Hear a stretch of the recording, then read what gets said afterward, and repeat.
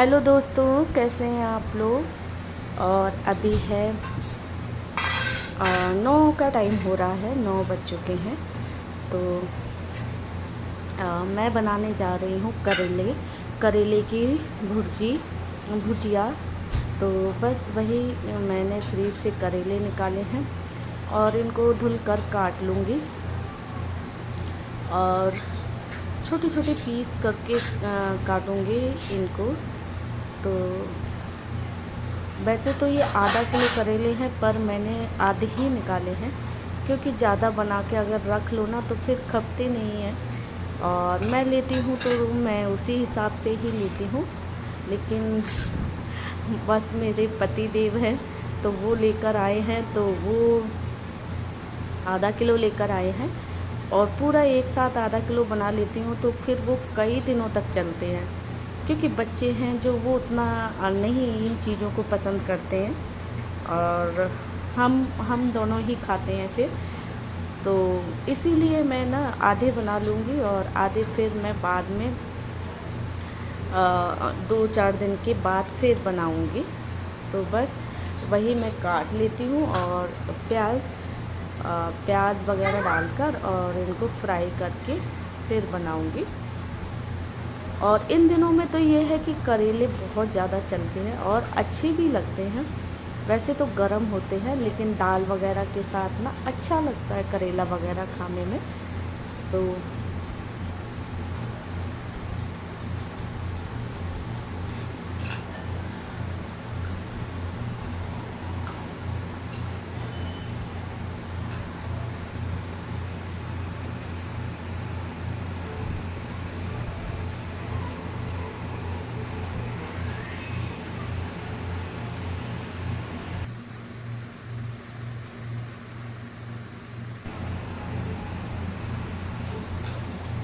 तो करेले मेरे कट गए हैं और मैंने तेल रख दिया था गरम होने के लिए, तो तेल भी मेरा गरम हो गया है।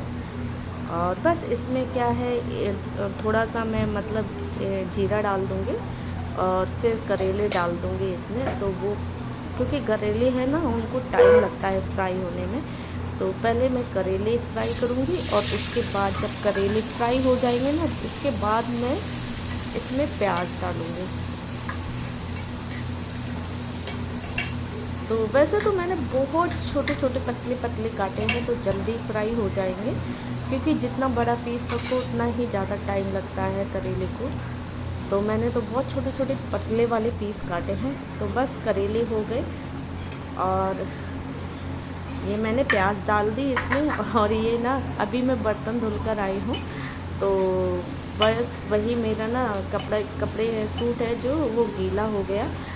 क्या है कि मेरा जो सिंक है ना, वो एक खाली सिंक ही लगा हुआ है, जैसे स्लिप या पत्थर के उसमें सेट होता है ना, तो उस टाइप से सेट हो।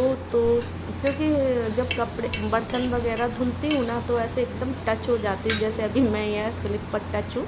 तो ऐसे ही आदत होती है सभी की, ऐसे ऐसे ही टच हो जाते हूँ उससे। तो मेरा ये सूट है, कपड़े हो ही जाते हैं गीले, उसका तो कुछ नहीं, सूख जाएंगे अभी क्योंकि गर्मी का मौसम है। और इसमें मैंने आज डाले हैं सूखे मसाले।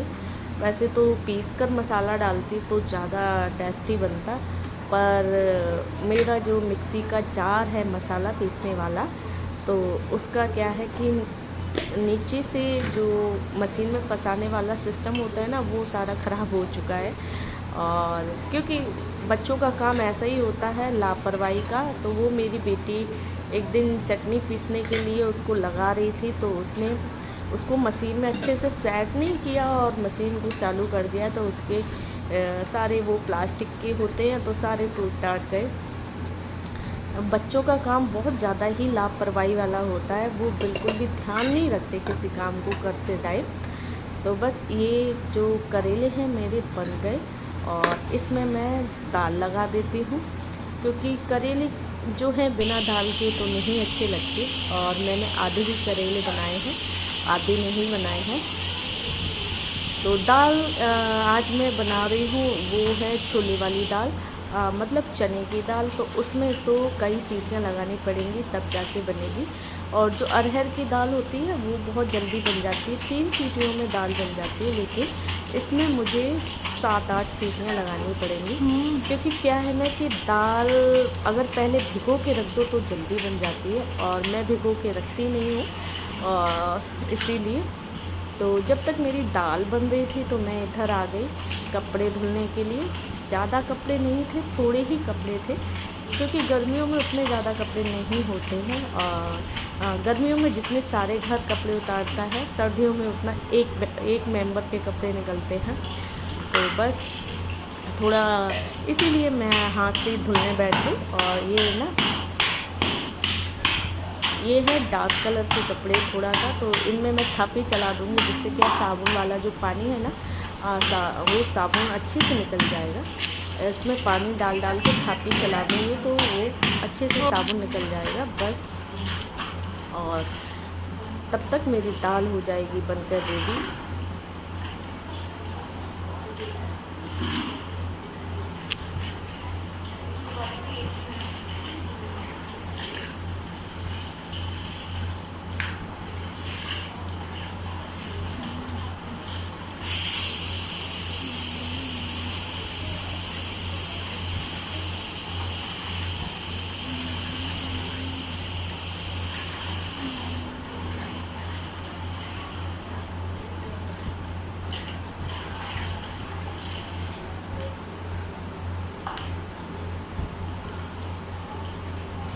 हो गई।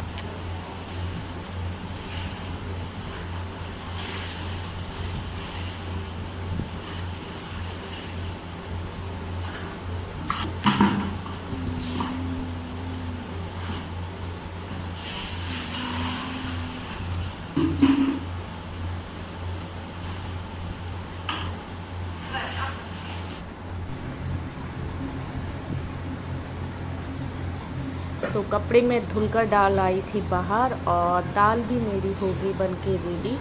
तो बस इसे करना है फ्राई, और उसके बाद मुझे करनी है मतलब खाने की तैयारी, क्योंकि दोपहर का टाइम होने वाला है, खाने का टाइम।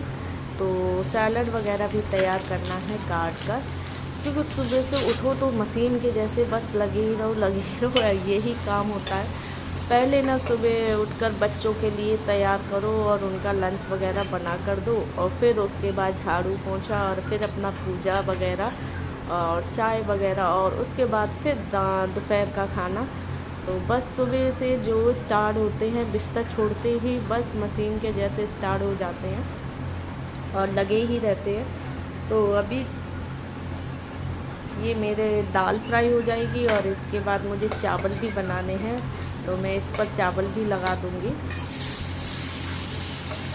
सही बात है कि हाउसवाइफ एक बस मशीन ही होती है और कुछ नहीं होती है, जो मतलब दे दनादन लगी ही रहती है।